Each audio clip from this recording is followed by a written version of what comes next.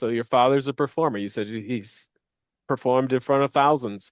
And people try to say that oh, introverts, they can't be performers, actors, comedians, name Oh, whatever performance. And that's just not true. And a lot of famous actors and comedians are introverts. a lot of musicians. I mean, I've been fortunate to be around it with my father, and a lot of these guys are very much introverts, and but they love the craft of whatever that is, Yeah. and doesn't change if okay, great, you're a big personality or you're a quieter personality. Like, all right, like you're good at what you do, and you love doing that. Yeah. And a lot of times they're putting their strengths of having deep thinking and imagination, they're putting their strengths into their performance.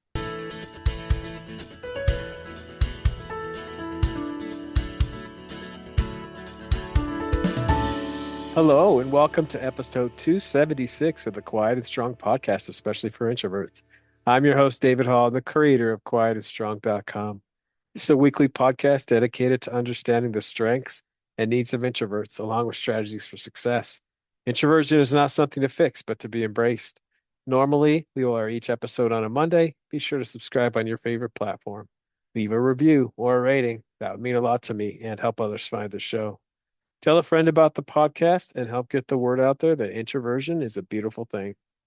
Jake Isham is a filmmaker turned brand strategist and creative director who helps founders and entrepreneurs turn their expertise and authority through powerful storytelling. Over the past decade, Jake has worked with more than 150 entrepreneurs and companies, including Grant Cardone, Callaway, 511 Tactical, and Travis Matthew, creating content that's generated over 1 billion views online. Jake focuses on blending his background in filmmaking with deep marketing strategy, with creative digital shows and social media content for CEOs and entrepreneurs to cut through the noise by crafting content that builds trust, drives visibility, and creates true omnipresent across platforms. Whether scaling a founder led brand or launching a thought leadership show, Jake brings a unique creative lens and proven playbook that turns storytelling into growth. All right. Well, welcome to the Quiet and Strong podcast, Jake. Jake, it's so good to have you on today. Thank you for having me. Yeah. So we're going to get into the work you do. First, of course, tell us a little bit about yourself and the journey to the work that you do. Well, I grew up acting and loved performing, loved just the medium of visual storytelling, and grew up on stage and whatnot. Went Ended up then going to film school, trying to be more always more causative and in control of my career. And I didn't know how to do that as a young actor in my teens and whatnot. And so I made the pretentious decision. I'll just write and direct all my own stuff, and I'll never have to do an audition ever again in my life because that's how it works. Well, good for me that I ended up falling in love with the art of directing. And by the end of those 4 years, I forgot that I even cared to be an actor. After that, I, again, they don't teach you really how to have a career as a filmmaker in film school. They just teach you how to do the craft, and left that going, okay, what do I do now? And from there, I kind of had to figure out and learn entrepreneurship. My parents were never ones to say go get a job. They were always ones to say, well, go figure it out. And so I eventually started in a creative agency, kind of just doing what I love and doing, as a filmmaker, taking those skills that I spent many years already developing, added the skills of entrepreneurship and built an agency. So far, we've done over 1 billion views online for our clients. We've worked with big clients, entrepreneurs like Grant Cardone, to big brands like Callaway, Campari, Travis Matthew, LA Golf, 511. Yeah. Very cool. There's so many things that someone goes to college for that don't include the business aspect of it. And I mean, Yeah. everything we do, there's the business aspect of it. So you had to learn that on your own. Yeah, it was a story that I always tell, which was it was a big kind of decisive moment for myself, was seeing my youngest brother pick up a camera, didn't know how to use it, would shoot everything on auto. He was in college and he would get gigs that he would shoot these sororities on the weekends between Friday, Saturday, Sunday. And the first year doing it, he made like $90,000. And I'm there. And this is part-time in college and making like 90 grand. And I'm like, Wow. what is going on here? I'm the one with the diploma, and he's a business major.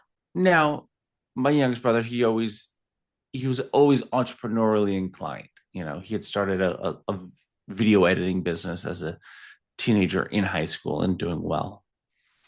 But he always, that's where I went, okay, if I'm going to actually make a living off of this and not work for somebody else, I have to figure out the business side. Yeah, definitely. So when you were younger, you said that you were an actor, and then you decided to go into filmmaking so you could kind of create your own path as an actor. Am I understanding that right? 100%. I've always been in the I don't want to rely on others for work for whatever. And so that was definitely the original goal, was just to write myself as do the Ben Affleck thing, do the Clint Yeah. Eastwood, you know. I was like, George, I'm like, these guys could do it. What's the issue? You know, lot of skills there that you got to be really good at to be able to do that. So when you were younger, did you also have an interest in photography and filmmaking before that? Or did that come later? I think, I mean, I remember I was very fortunate to go to a school to kind of an arts middle school where I had a photography class at 13 years old, shooting in the dark room and actually developing actual film. I grew up on, doing theater. I've, did over 40 plays. And so just the art of the stage, you could say I was kind of naturally directorially inclined. I am the oldest of four kids.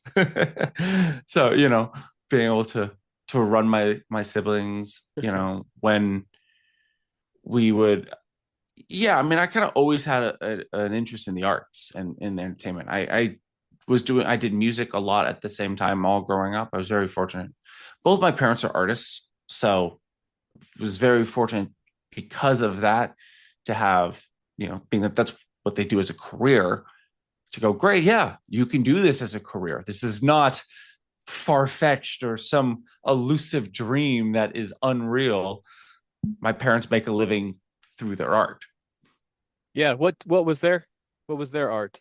My dad is a film composer and he writes music. So for movies and television, and he's a jazz musician, jazz trumpet player. And my mom is a painter. Very cool. Yeah, Yeah. because a lot of parents might Yeah. not be as supportive. So that's really cool that you had supportive parents. Yeah. They proved that it can be done.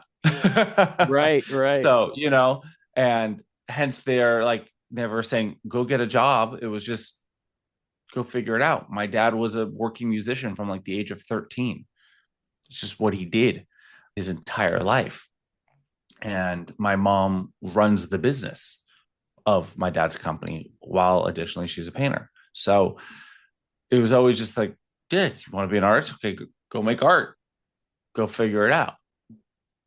Yeah. And so what we're going to talk a lot about today is so how did this filmmaking then turn into being a brand strategist and creative director? How did that all happen?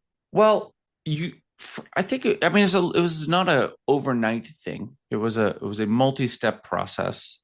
But for me, it was looking at where does my skills, where's my natural skill set, or, natural, or, something I spent many years developing.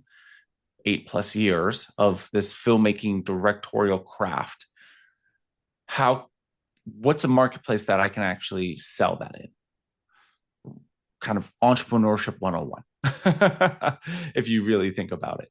And while at the same time looking at the bigger goal, which is to make movies and television shows, to be a Christopher Nolan, to be a Tarantino. And some of the directors that I truly admired a lot of them came from the marketing world. None of them came from weddings. None of them came from different things. They came from like an advertising marketing world, like Ridley Scott and Tony Scott are two of my, all-time great directors that I love. And they started an advertising firm, but a production company that, focuses on that. Michael Bay, a director that, I know a lot of people are like, oh, his movies are stupid. I love his movies. They're fun. They are exactly what they are. He makes great, silly action movies. He doesn't make mind-bending Christopher Nolan movies. He makes silly action movies with lots of explosions. And he came from shooting commercials. He was, one of Victoria's Secret's biggest directors. Like, that's the world he came from. So I was like, okay, if I can practice, because at the same time, my father gave me the advice, which was get paid to practice. If you want to shoot videos, get paid to just shoot any videos. So that's kind of what I did. And post college, this was social media just starting up and just starting to become a thing. I started growing my own social media quickly, and I kind of just became a social media guy and found my niche there. The long-winded answer. Yeah, yeah. So through all of this, acting, filmmaking, marketing, it's storytelling, right? Exactly. And I think for me, the thing that I love about it is, the kind of cliche thing you ask an entrepreneur or a business owner is like, what's your unique selling proposition, your USP? Like, what separates you from your competitors? And for me, it's that kind of inherent director, that filmmaker directorness, of that ability to bring out a story in an individual. I work with a lot of entrepreneurs on their personal brand, and we shoot a lot of social media content, getting them to kind of tell their story, build their YouTube channels, their TikToks, etc. And that ability that, for me, is that getting them to be on camera, comfortable on camera, communicate it correctly, even as nuanced as, hey, let's say that a little faster, or hey, phrase it like this, because that's a stronger hook and will get you more views. And that's kind of that director in me, is that being able to work with these entrepreneurs, and while they're on camera, I'm behind camera, and it's just the same way I would treat an actor, is to, as we talked about, especially working with somebody who might be a little bit more inclined to, on the introverted side, or a little bit more quieter, a little bit more camera shy. I end up working with a tremendous amount of those individuals who are entrepreneurs, who are, not the Grant Cardones and Gary V's who are like, yeah, guys, what's up? I'm on camera. Well, let's do this, who are the like, for example, my father is a client of mine, and Okay. and he is not one. He is a cliche jazz musician, and if those who don't know the cliche, which are individuals who are much more introverted and who are much more quiet and who are happy just to sit in the corner, sit and observe, watch, he can go through an entire dinner of 9 people around the table now, between my siblings and all the significant others, and probably say a literal 3 sentences the entire dinner for an hour and a half. And so getting him to be on camera, and it's not, he has some of the most brilliant insights that one will ever see and experience, especially within the music space. But it took time to get him comfortable on camera, and just to get him willing to do it. And I've noticed for myself, when I know we've kind of gone off a little bit on a tangent, but I've noticed for myself, when working with people who are less naturally inclined to want to be on camera, is once they just decide to be like, great, this is what I'm doing. Like once they decide to do it, it's fabulous always. And it's just getting them to, it's almost more like the salesman hat rather than even the directorial hat that I have to do more of.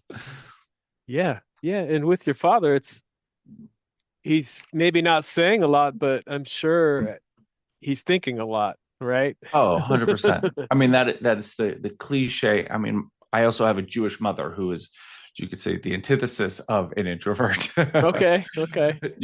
She is the cliche, Jewish mother who's like, oh my God, what's going on? What, very big personality, very loud, loves to host, loves to chat, always throwing parties. And that is a unfortunate cliche question at the dinner table, which is, hon, what are you thinking about right now? What's going on in your head? Right. Say Right. it out Right. loud. And that's the thing. Like, I, as an introvert, I used to lack confidence, and I just realized, oh, I think before I speak, and I also am gonna do my best with preparation. So it's amazing. I'm doing a presentation with some others tomorrow, and they're all nervous about it. And I'm like, and I love that I don't get nervous about things anymore. I love doing this Yeah. podcast. I was looking forward to speaking with you. And I'm an introvert still. I always will be. But just like, you just need to prepare and get ready. And, sometimes people say, oh, introverts, none of us like the spotlight. And that's not true. I like to do this podcast. I like to speak publicly, but, you just got to get ready for it. You got to prepare. And somebody that you're working with might just need to, really know what they're doing ahead of time. Where, again, just you're talking about your mother Yeah. and your father. Your mother might not need to prepare so much because, she's just ready to share. And I've noticed, at least from my father and some of the you could say more people who are inclined on the introversion side, or at least overtly quieter than the extroverts, is, and this is just an observation of mine, is that it's not that they don't have anything to share, is that they don't care to share. It's like, where for me, I'm definitely much more on the extroverted side, and it's more, I just like to share whatever.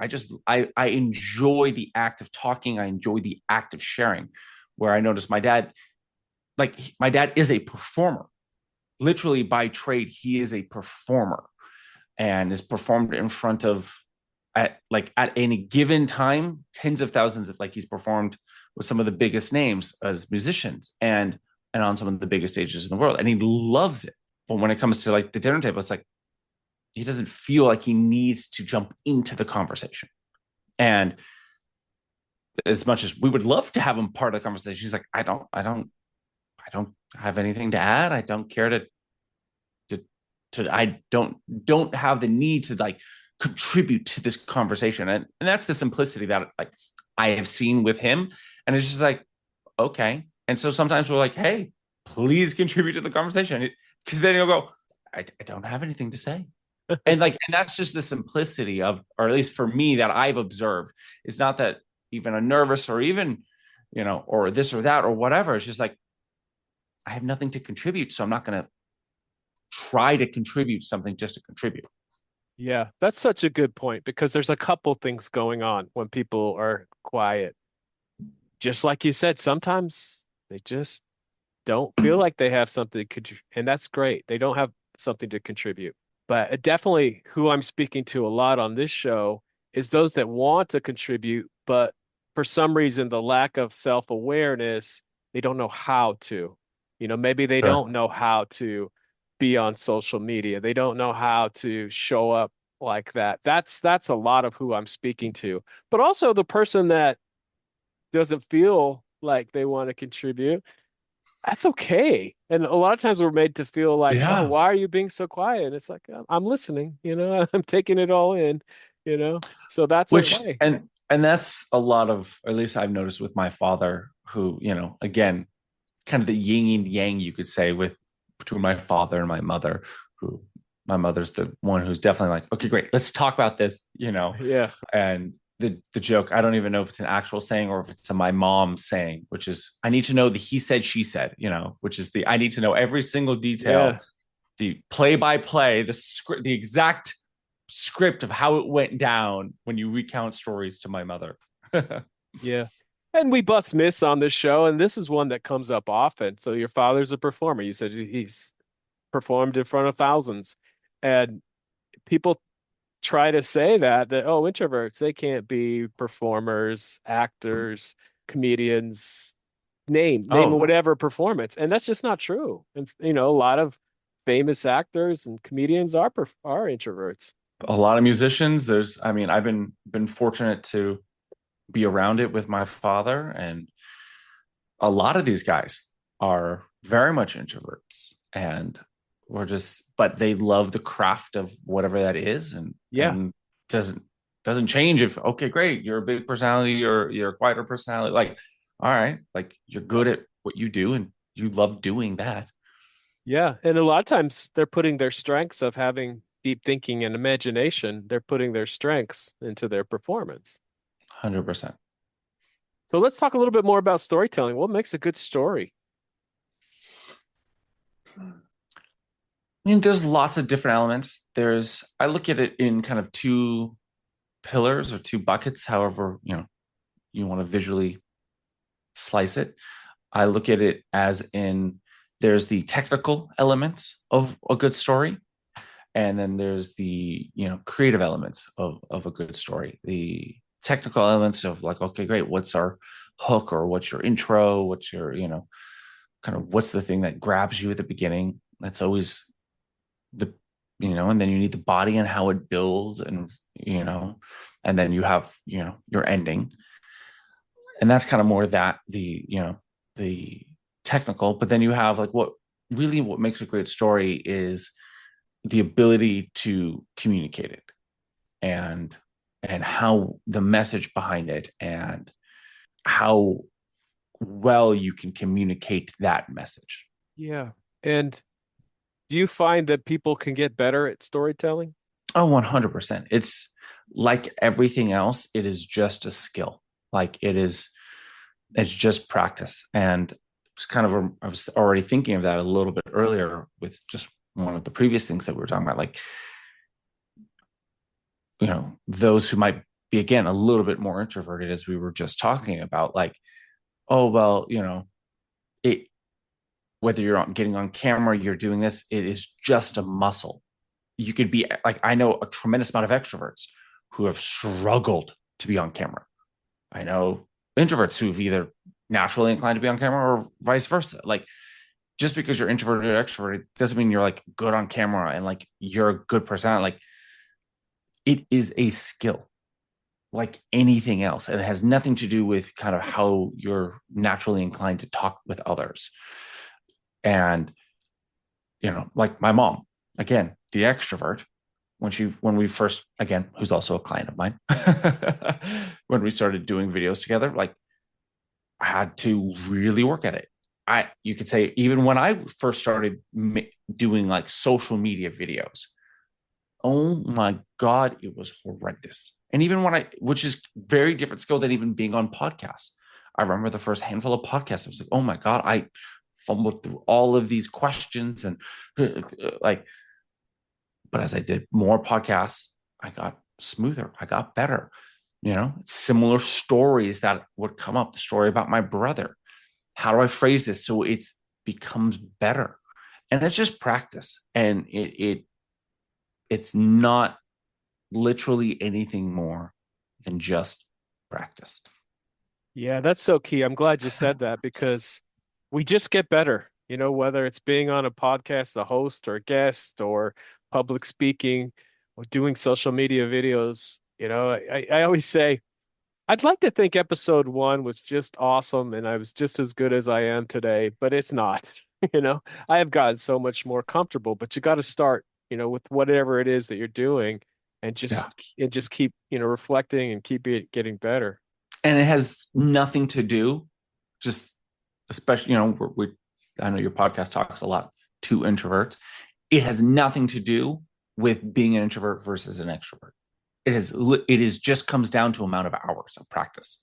Yeah.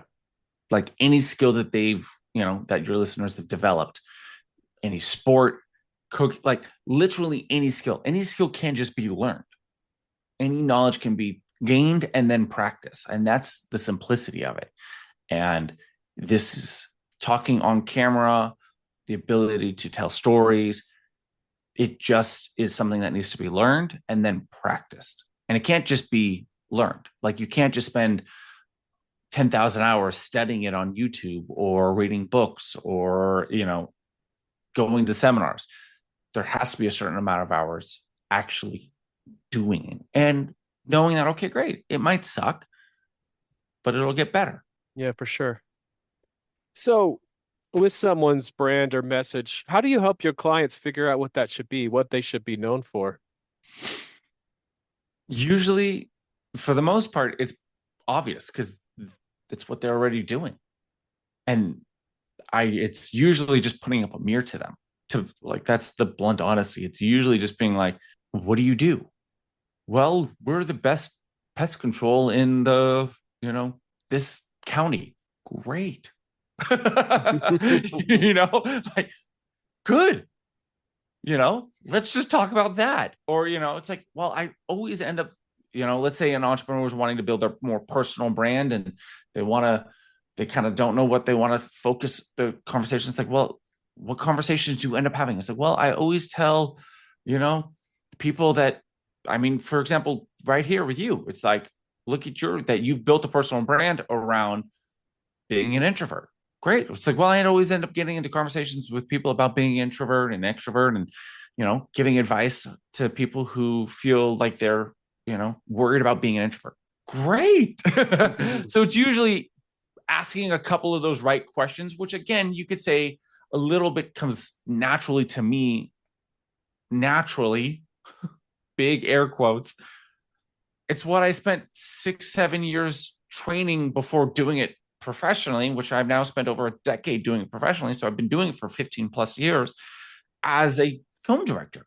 It's the questions that I ask actors. Okay, great. Hey, this character, what did they go through? Why is he saying these lines? Why does he feel this emotion? Where is he coming from? It's those questions that you learn as a director to ask an actor to get a performance out of them. And so that's a little bit of natural inclivity as a director. And so Yeah. it's usually just like, hey, your brand is usually it's just what, and it might not be what you're already doing. And this is the one caveat. It's, well, I'm doing blah, but I really want to help blah. I really want to, impact blank. Great. Well, how? Well, I want to I want to teach them this. Great. Let's write that down, put it on the wall, tattoo it on the arm, whatever it might be. Great. That's the North Star. Let's just communicate about that. Like, I love helping artists. I have a podcast, which literally just dedicated to teaching the lessons. I've been very fortunate to literally my entire career make money with my camera and now build a business around filmmaking. And so like I'm all about helping artists create a career as an artist. I've been very fortunate to then on the flip side too, make films that have won festivals, have photographs, be published in magazines. But then also like, okay, great. And so like that's what I talk about. But at the same time, I talk about my business. I need to be known about my business. So like being able to juggle brands and knowing I know this is a lot more said, but you can balance it all. And that's how but it's whatever you want to be known for. And Yeah. just keep the North Star and go. So how do you help them work through that creative process of developing their brand and making content and things? So kind of the first thing is defining the brand. If that's something that somebody might need or want help with, then from there is we kind of build out a content roadmap and content strategy. Usually depends on what somebody is either able to invest in terms of time, energy, or money, etc. Because different entrepreneurs are, at different spaces and different levels of just even time investment. It's much even less than the money aspect of it. And but the big thing is, always getting everybody just to start putting out content. That's the biggest thing. Is we are now in an age where you can put out content and reach your direct audience easier than ever. And social has turned, especially in the last couple of years, with kind of the TikTokification, as the guys in marketing call it, where it's all becoming much more interest based. Where this podcast, for example, talk about introverts, it'll reach people who search that, who are naturally inclined to that kind of interest of content about introversion. I speak about, brand marketing, or I speak to artists. That content is going to naturally reach that more and more. So all you have to do is speak more and more to your audience on your subject, and know that, okay, great. It doesn't need to reach 1 million views. You don't need to be getting millions and millions of views for your business to massively explode. As long as you speak to your audience and speak consistently. The one thing where it's like, oh, the algorithm is against me. The only time that matters is when you're inconsistent with your content.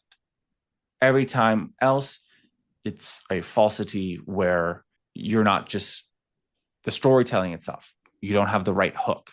You don't have the right body. You're not speaking fast enough. There's technical things that might be off in terms of scripting, etc., that are stopping you from, creating really great content. Yeah.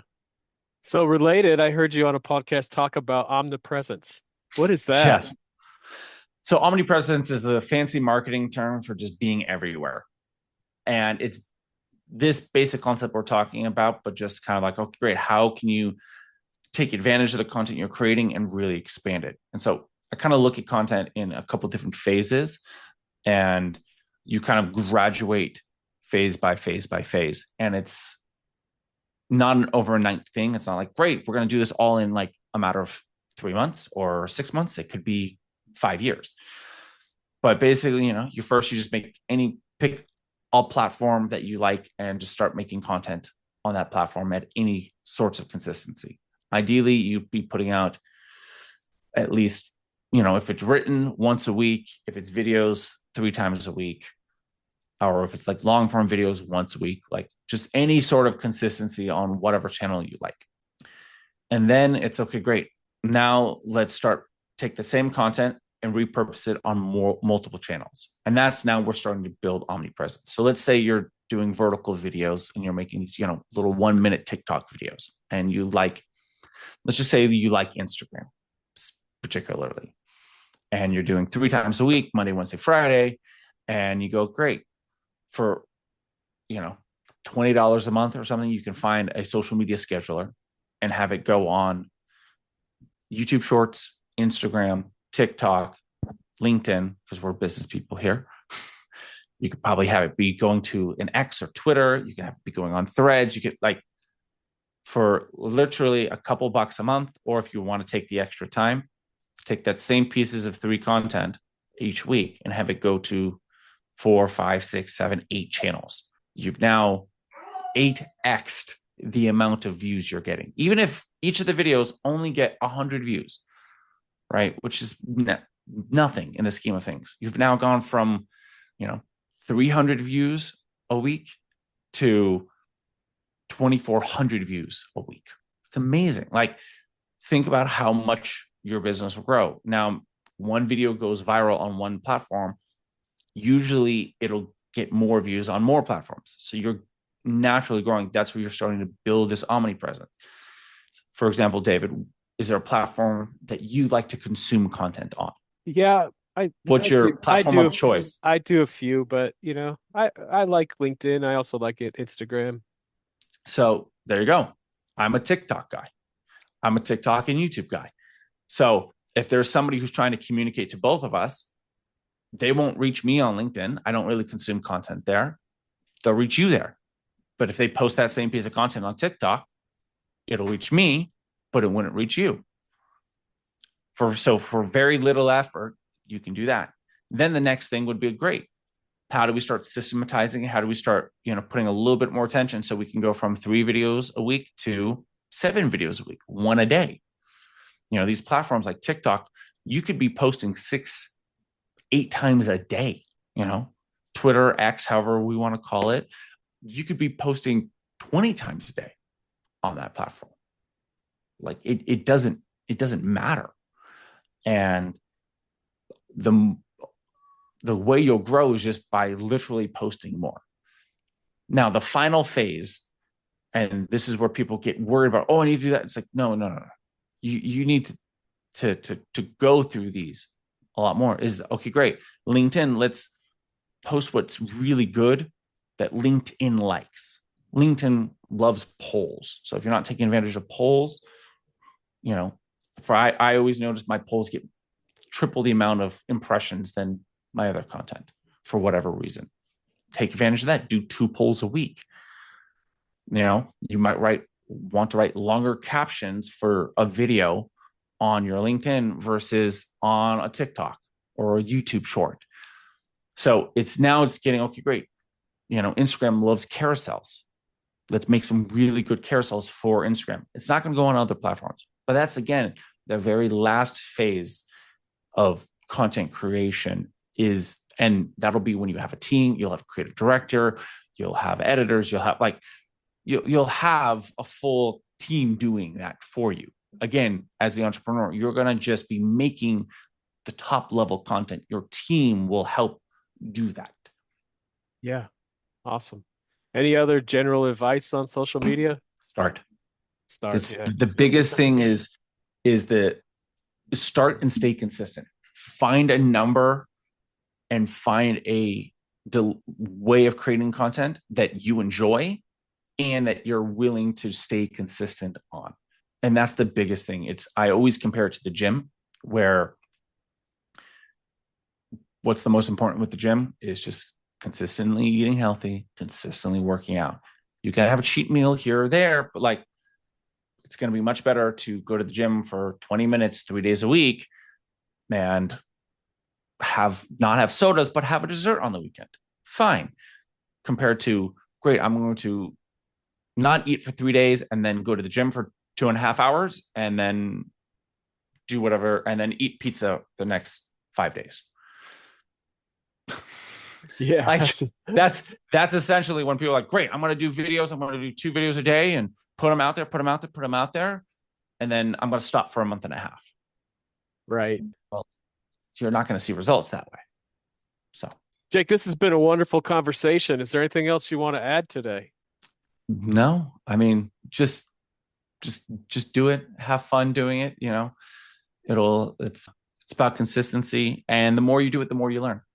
It just takes practice. It's annoying. It's not more, it's Right. not more complicated than that. And a lot of people overthink it before starting, and just know, set a target for yourself. This is one of the things I try to do with my clients and tell them is, think with doing something for 6 months, or, do 100 video, think with, okay, great, do 100 videos and see how you like it. But set a larger target, great, posting a video every single day and for 3 months, 100 video, which, roughly, let's say 100 videos.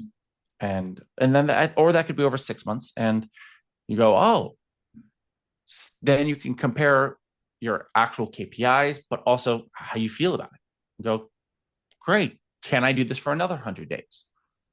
Or, if have the stats gone up, or if they haven't, okay, great, what do we need to improve that? Yeah. So, and of course, where can people find out more about you and the great work you're doing? well, LinkedIn. I know I was jokingly saying I'm not a LinkedIn guy, but I am. I'm very Yeah. much a LinkedIn guy. Or Instagram, Jake Creative Marketing on Instagram, Jake Isham on LinkedIn. If you Google and search my name, you'll see a lot of you'll see my photography. You will see my filmmaking on all the social channels. So just know that you're welcome to follow those. But I focus on my niches on the certain channels. Awesome. Well, thanks again, Jake. Thank you. Thank you so much for joining me. I appreciate you. I hope you take the time to explore other episodes and learn from other amazing guests. Remember, if you're interested in getting to know yourself better, there is now a free Type Finder personality assessment on the Quiet and Strong website. This free assessment will give you a brief report, including the four-letter Myers-Briggs code. I'll add a link in the show notes. And I'd love to connect with you. Reach out at david@quietandstrong.com or check out the quietandstrong.com website, which includes blog posts and links to social media for Quiet and Strong and much more. Send me topics or guests you would like to see on the show. So many great things about being an introvert, and so we need those to be understood. Get to know your introverted strengths and needs and be strong.